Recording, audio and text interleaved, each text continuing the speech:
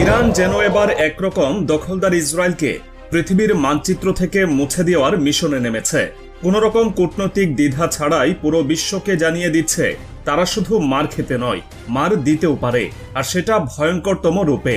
প্রতিটি হত্যার জবাব এবার একসাথে দিতে উঠে পড়েছে তেহরান। ইসরায়েল এতদিন যা করেছে এবার তার চরম মূল্য দিতে হবে। ইসরায়েলকে লক্ষ্য করে ট্রু প্রমিস 3 নামক প্রতিশোধমূলক অভিযান শুরু করেছে ইরান। পরমাণু স্থাপনা ও সামরিক কমান্ডারদের হত্যার জবাবে এই হামলা চালানো হয়। শুক্রবার মধ্যরাতে শুরু হওয়া এই অভিযানে তেল আবিব সহ ইসরায়েলের একাধিক শহরে ব্যালিস্টিক মিসাইল হামলা চালানো হয়। হামলায় বহু ভবন ধ্বংস হয়েছে, আহত হয়েছেন অর্ধশতাধিক ইসরায়েলি নাগরিক। সংবাদ মাধ্যম